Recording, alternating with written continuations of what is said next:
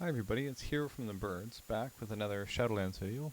In this video, I'd like to walk you through a failed Spires of Ascension 10.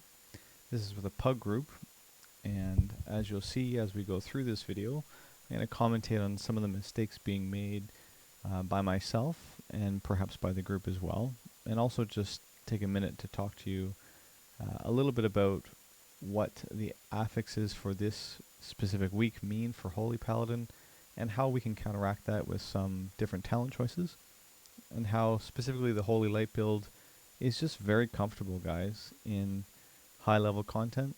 Obviously a 10 isn't that high, but I wanted to showcase this one in part because we don't often see people posting videos of them failing in dungeons or dungeon groups that fall apart. Obviously it's not great. You want to show people stuff where they're succeeding and doing well, but there's a couple of great moments in this encounter where we can showcase the use of Hallow. We can show you the use of wings, and I think there's one of our Pridefuls where we have nothing up, so I'm just trying to show you what does it mean for us in this dungeon to do a Prideful pull with 0 cooldowns up. One of the things that will be really difficult for Holy Paladins to manage. And it gets through it fairly decently. I mean, I think I'm misplaying a few times anyways, but you'll know as we go through this dungeon just that we're trying to track a few different things to help people who really dislike the Glimmer build have a bit of hope that in even 190 gear and a 10, with a fairly decent group, but a pug nonetheless, you can still put a lot of the principles into play. You can work on your build. You can use Holy Light in conjunction with other things and be very effective. Obviously, we do not also have access to Divine Toll as Venthyr, but that is absolutely no problem. In fact, we get a lot of damage going.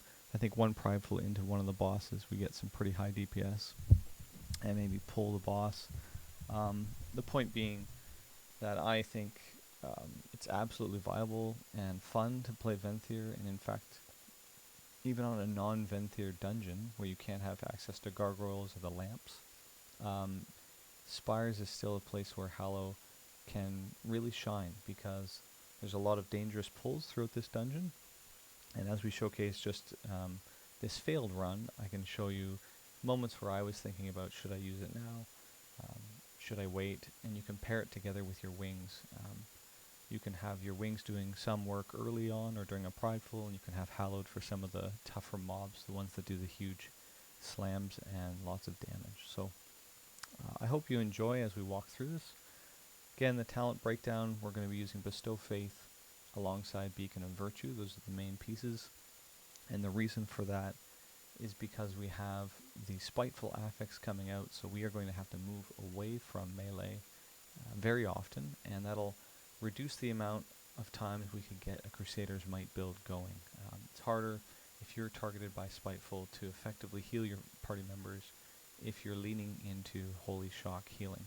Also, guys, Beacon of Virtue is excellent when you have Grievous as an affix for your week. And the reason I say that is Grievous has changed slightly. It will completely disappear once you put a party member above 90%, and every time you cast a direct heal, it will remove one of the Grievous stacks that are going to pile up. What that means for us as Beacon of Virtue is when we hit Virtue, though the cast we do on the person who doesn't have the beacon will only remove one stack of Grievous on that person, it is very likely that we will top everybody, as you can see here in these kinds of pulls. With just a couple presses of the button, every single GCD usage alongside Virtue is going to make sure all of your friends are coming out of Grievous. And this is really important for staying ahead of Grievous, and it counteracts a lot of the mechanics that make these dungeons difficult if your team is also rotting down. Namely, the burst damage that comes out. You can see this DH gets really low, he gets bursted down. Spires of Ascension is one of the dungeons in this set that has a lot of high bursty damage. And if you don't interrupt correctly, if your group isn't coordinated, you can expect that there will be a lot of just random one-shots going off. Specifically, these Goliaths do quite a lot of damage as well. So here comes Prideful, and here's the example. All we have access to is Devo Aura, and I currently have a Spiteful ad on me at the beginning of this, so we're in a bit of an awkward situation. But I think we managed fairly well under the circumstances. The Forsworn Mender also kind of whacking me. Look at these Holy Lights, guys, just going through, cleaning up. Again, this is just Virtue, Holy Light, and it does so much work. Our Virtue's coming back around, so we can see everyone rotting with our with Grievous up, and nevertheless Holy Lights and Flash of Lights allowing us to top everyone off. I think the DH got whacked by that Mender as well, but this was a pull that was a little bit ugly, and you can expect that I would have wanted to plan it a bit better. You can see how my Hallowed was coming off CD, so I think originally when I had this set out in my MDT, I was planning to use Hallow if I could for this Prideful, but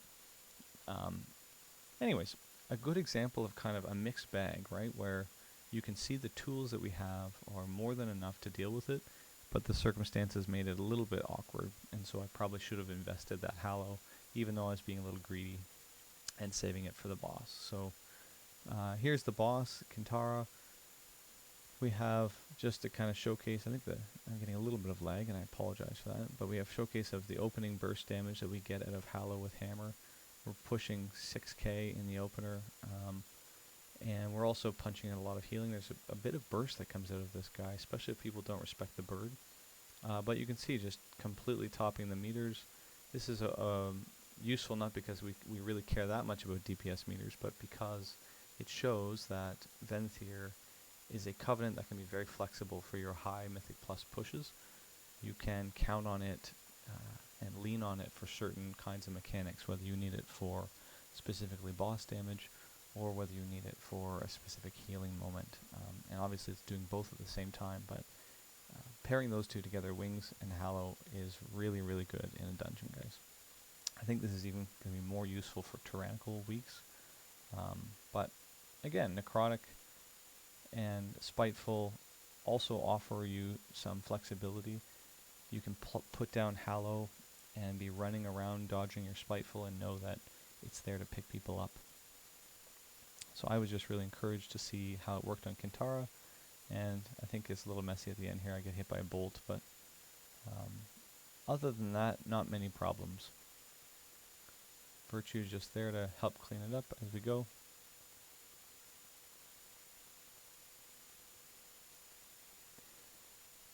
Here we have a kind of surprise moment, and this is the sort of thing I wanted to really bring up for this kind of a video.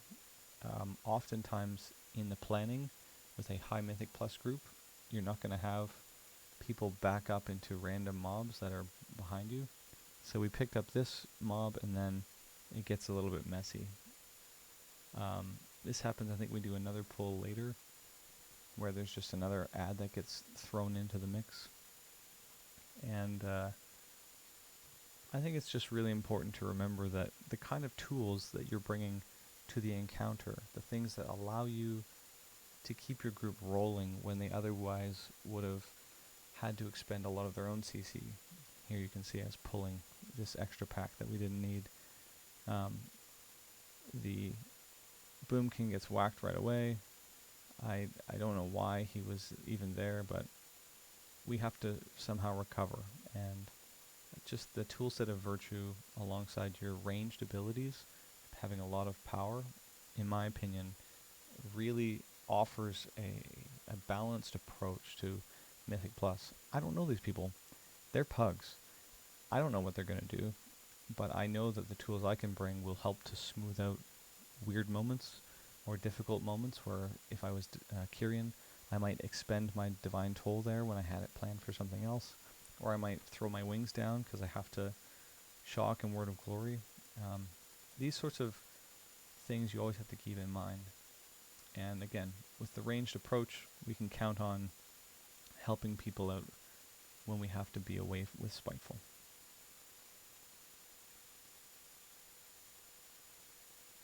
So at this point in the dungeon, I'm pretty confident that we will time it, barring anything weird. Spires gets a little more difficult as you move further up, but as you can see, our Paladin tank here is doing appropriate things to mitigate some of those risks. and I can easily just work off of him, you know, sack him here to keep him going, make sure that our pulls aren't too aggressive for the entire group. He's not going crazy, which is just a nice sign, and our DPS are doing lots of great work. So as a pug group, I'm pretty confident, okay, this should be fine. Nothing bad is going to happen. I can plan out my CDs appropriately, and more or less we're going to be able to pull off the main strategy of having Hallow for this next big pull, and then Wings for our Prideful, because these two are kind of dangerous packs in Spires, and I think they deserve our attention. Anytime you have two Goliaths together, it gets a little bit messy. So this Pally's just doing the right thing. He's making sure everyone's managing things. We get our Hallow out ready to go, and then we have a huge burst of damage, so I want to pre-cast my Virtue on this. Don't know if I get it off in time. Yeah, there goes. The fist goes off, and did you see those bursts of healing come back up? Those are actually the Hallow ticks going into Virtue that kept things going. So that's just one thing to note, guys. If you have Hallow down, it's ticking fairly frequently, and any of those ticks going into the Virtue, since it's healing all of the party members, all of those healing pieces will go into your Virtue. So it's a nice little blanket. Here we have Prideful, and I'm planning on using my Wings. And just watch here, we can manage. I think I play this really messy. We have a bit of a rough start with our Spiteful ads messing some people up, specifically the S-Priest. I just try to get myself positioned, and then we just look to top people off once our Virtue comes back on. We precast a Holy Light into Virtue, shock, and then we can manage our dispels fairly reasonably.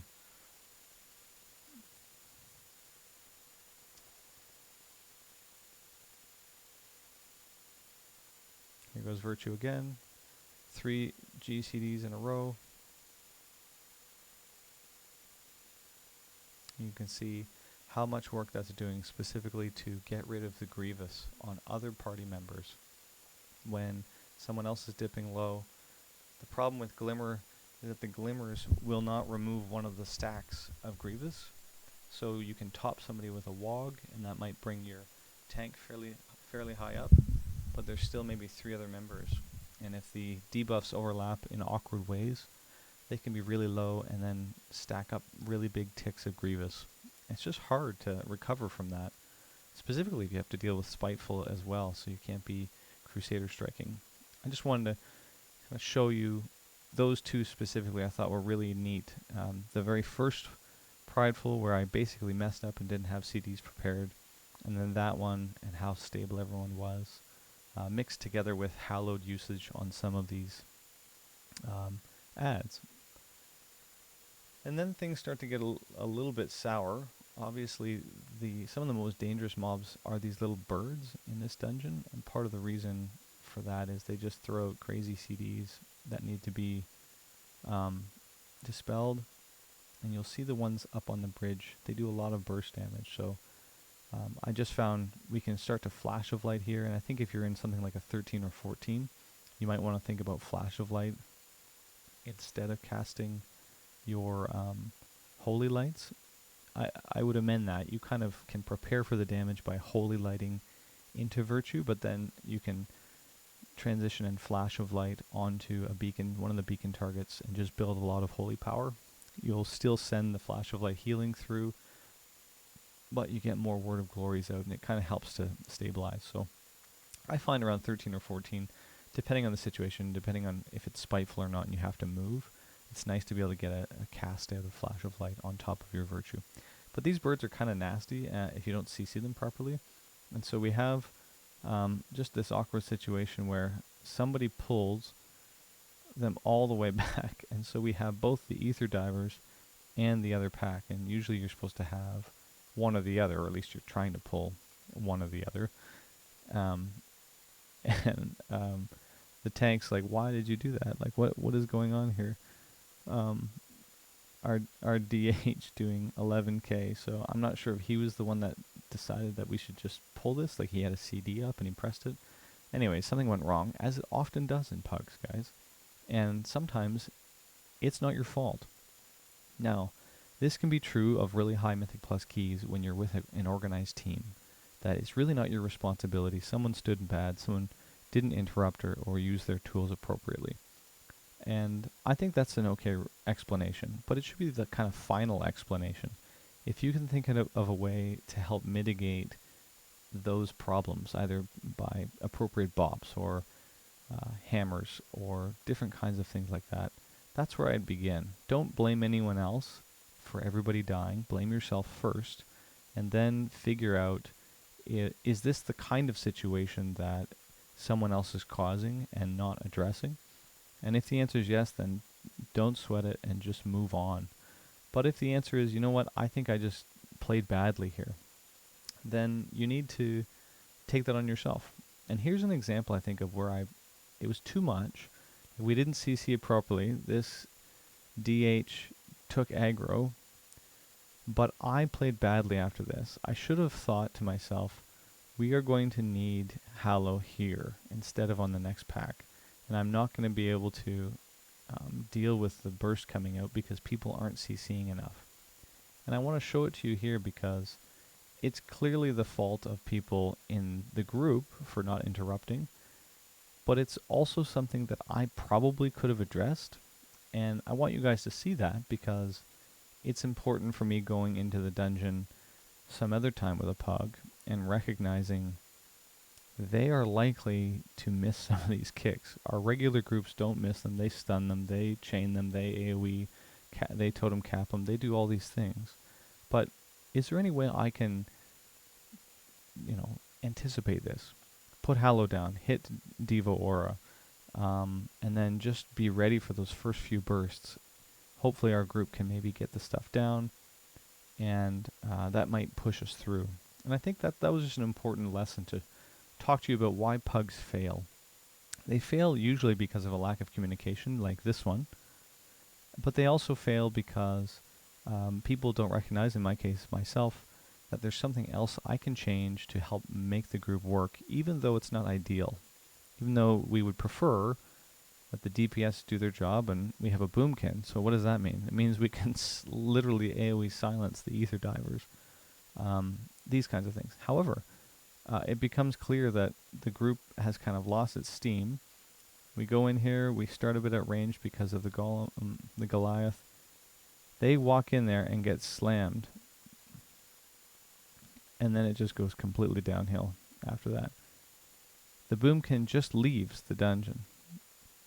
Just out of there. I'm done. And it becomes pretty clear that we can't really sustain Rebellious Fist going off like this. So Rebellious Fist can be interrupted. You have a pally tank. You have a demon hunter.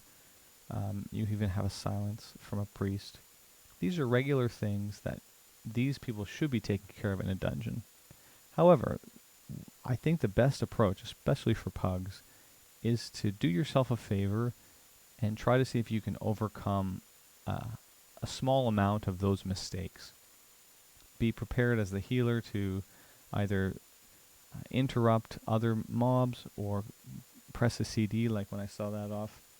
Maybe I should have just Devo, or obviously the boomkin had left, so there was nothing we can do. But I wanted you guys to see that even though the group failed, not really because of the things we were doing, we can still perhaps bring better tools or better choices to bear. Anyways, I wanted to show you guys that. Specifically the use of Hallow, the way Prideful is working with Venthyr, and specifically with Virtue, and how it's quite manageable, guys, even without CDs. Hope you enjoyed the video, and we'll see you again next time.